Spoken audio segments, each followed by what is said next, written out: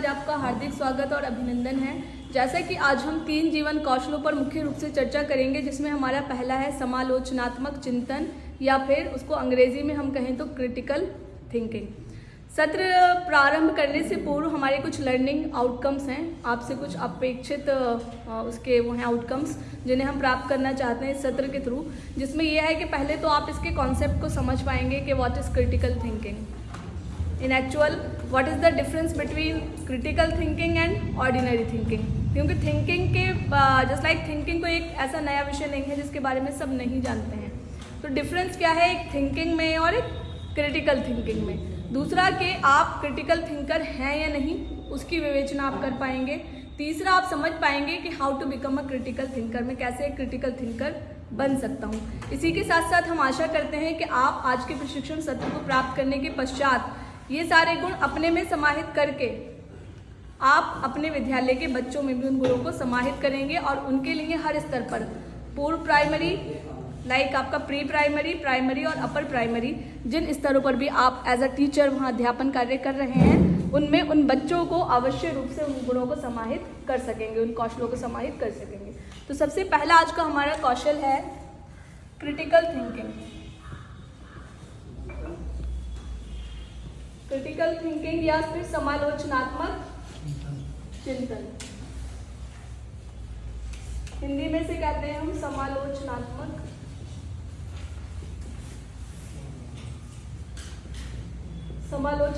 चिंतन। तो सबसे पहला क्वेश्चन तो हम अपने आप से करेंगे,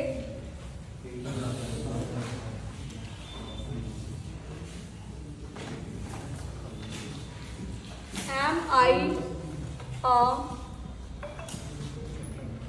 critical thinker।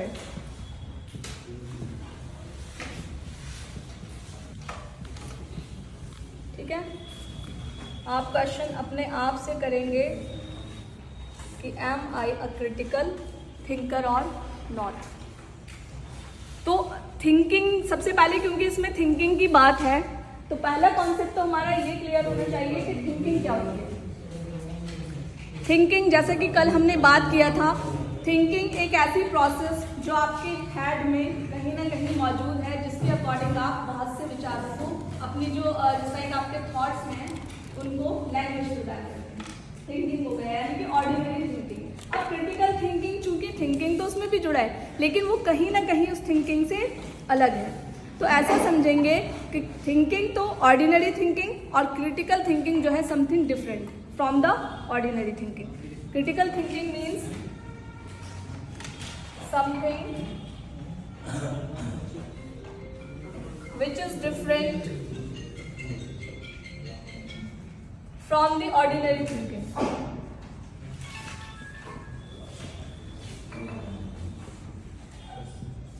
एक ऐसी थिंकिंग जो ऑर्डिनरी थिंकिंग से अलग है। फॉर एग्जाम्पल, सपोज करिए, एक एग्जाम्पल के थ्रू मैं ऐसे बताऊं आपको कि एक जस्ट लाइक एक बच्चा है और वो उसे एक रास्ता पार करके स्कूल जाना है। एक सिचुएशन है उसके सामने, रास्ते में उसके सामने जस्ट लाइक कोई पॉन्ड है, समझ रहे हैं आप, कोई तालाब है या कीचड़ मड है, कुछ इस टाइप का ऐसी सिचुएशन है, बारिश हो गई है और रास्ता खराब है। अब वहाँ पर अगर जस्ट लाइक हम ऐसे रिप्रेजेंट करें कि एक व्यक्ति उस रास्ते से गुजरा, तो उसकी थिंकिंग क्या थी कि उसने जस्ट लाइक अपने पैर, अपने जो क्लोथ्स उसने वेयर किए हुए थे उसने ऊपर किए और वो उस रास्ते से निकल गया। उसके अलावा एक दूसरा व्यक्ति आया वहीं पर, दूसरे व्यक्ति ने दूसरा ऑप्शन चुना, उसने क्या किया कि वो उस रास्ते के साइड से होकर निकल गया।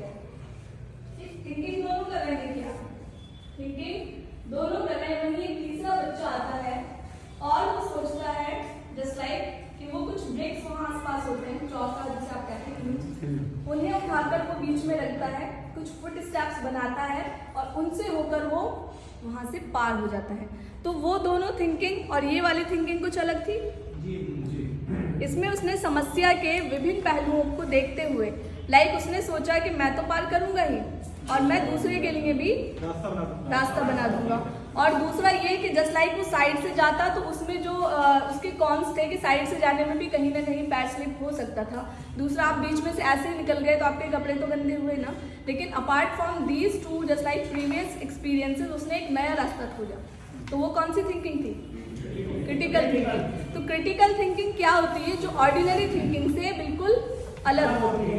अब चूंकि ये कौशल है, थिंकिंग तो हमारे अंदर जन्मजात है, जैसे कि हमने आपको बताया कि कौशल जो है हमारे अंदर जस्ट लाइक उनको सीखने की योग्यता हमारे अंदर जन्मजात है। लेकिन कौशल एक्वायर्ड स्किल है आपकी। स्किल का अगर आप गूगल करेंगे, मैंने बताया था, तो वो सीखे जा सकते हैं। ठीक है, कौशल एक ऐसी चीज़ है जो सीखी जा सकती है, यानी कि हम उस पर प्रैक्टिस करके अपने अंदर उस चीज़ को ला सकते हैं। जो चीज़ आप सीख सकते हैं वो ये वाले सर भी सीख सकते हैं। अब चूंकि बात करते हैं इसको, अगर हम अन्य नाम दें समालोचनात्मक चिंतन को, तो इसके अन्य नाम हैं विश्लेषणात्मक चिंतन,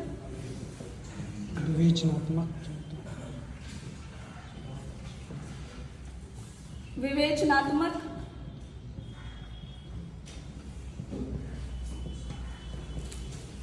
और सबसे बड़ी बात जो आपका क्रिटिकल थिंकिंग है उसमें जो एक मेन थिंग होती है, किस चीज़ की प्रधानता होती है? उसमें तर्क की प्रधानता होती है। समझ रहे हैं ना आप?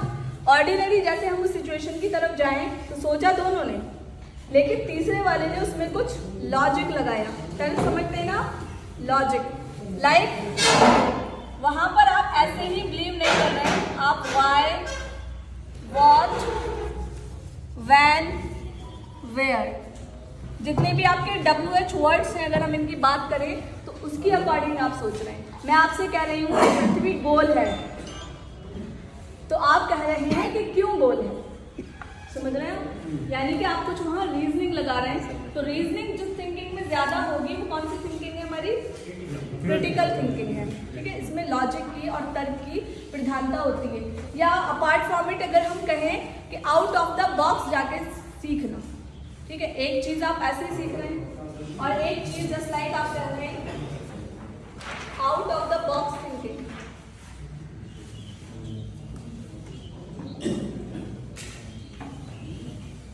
एक बॉक्स है, इनका प्रत्युत्तर किसी समस्या के लिए सेम, जैसे हम आपको बहुत से रिस्पॉन्सेस के लिए क्लास में उठाते हैं तो आप कहते हैं मैम जो इन सर ने कहा मैं भी वैसे ही कह रहा हूँ, मैं सर की बात से सहमत हूँ। जबकि सहमतता आपने जताई वो ठीक बात है, लेकिन आपका प्रत्युत्तर अलग हो सकता था। आपने आउट ऑफ द बॉक्स जाकर सोचा ही नहीं कि सिचुएशन और कैसे अच्छी हो सकती है। ठीक है, उसी के अकॉर्डिंग अगर हम बात करेंगे कि इस थिंकिंग के कितने पार्ट्स होते हैं। क्रिटिकल थिंकिंग 2 टाइप्स की होती है। There are 2 kinds of critical thinking. पहला होता है आपका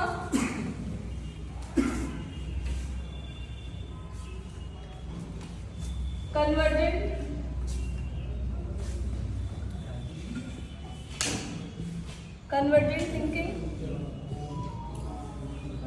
यानी कि अपसारी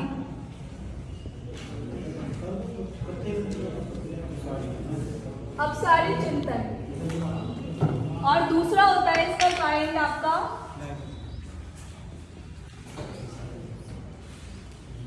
डाइवर्जेंट थिंकिंग, अभिसारी चिंतन।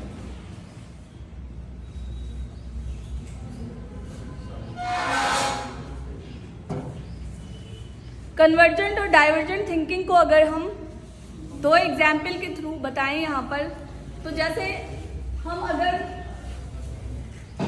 डाइवर्जेंट थिंकिंग की बात करें तो डाइवर्जेंट थिंकिंग को जस्ट लाइक आप ऐसे समझेंगे कि मैं आपसे पूछूं कि ईश्वर क्या है और ईश्वर को प्राप्त करने के साधन क्या है। फॉर एग्जाम्पल अगर हम इसे सोचें, जैसे कि सपोज करिए सर आप खड़े हो जाएं, ये मेरी क्लास के एक स्टूडेंट हैं और मैं इनसे पूछती हूँ सर मुझे बताइए कि ईश्वर प्राप्ति के साधन क्या क्या है। ठीक है, यहाँ पर मैंने एक तो वर्ड ऐड कर दिया क्या, यानी कि मैंने इनके आगे ऑप्शंस खोल दिए। ओपन एंडेड क्वेश्चन के तौर पर आप इसे समझेंगे। मैंने इनके आगे ऑप्शंस खोल दिए, यानी कि ये बता सकते हैं कि ईश्वर प्राप्ति के बहुत से साधन हैं, जिसमें भक्ति हो सकता है, दया हो सकता है, दान हो सकता है, अच्छे कर्म हो सकते हैं, ठीक है, बहुत सारे ऑप्शंस इन्होंने बता दिए। यानी कि डाइवर्जेंट मीन्स आपने एक प्रॉब्लम के या एक सिचुएशन के बहुत से पक्षों पर विचार किया। वहीं उसके अतिरिक्त अगर आप अपसारी चिंतन या कन्वर्जेंट थिंकिंग की बात करें तो उसमें आपने एक ऑप्शन चूज कर लिया। जैसे इसमें से ही आपने बता दिया कि भक्ति जो है वो, मैंने पूछा कि ईश्वर की प्राप्ति का सर्वश्रेष्ठ मार्ग कौन सा है, आपने कहा कि भक्ति है। ठीक है, तो वहां पर आप यानी कि एक किसी ऑप्शन पर पहुंच गए। वो कौन सी थिंकिंग हो गई आपकी, जिसमें आपने किसी एक ऑप्शन पर विचार किया, वो हो गई आपकी कन्वर्जेंट। और जिसमें आपने बहुत से ऑप्शंस पर विचार किया, वो कौन सी हो गई आपकी डाइवर्जेंट थिंकिंग। यानी कि आपके पास बहुत से ऑप्शंस हैं। आगे बात करेंगे हम कि समालोचनात्मक चिंतन जो है ये हम इसे अपने बच्चों में कैसे डेवलप करें। तो उसके लिए जस्ट लाइक अगर हम बात करें जो इसका होल प्रोसेस है समालोचनात्मक चिंतन कौशल का, उसके कुछ आवश्यक स्टेप्स हैं।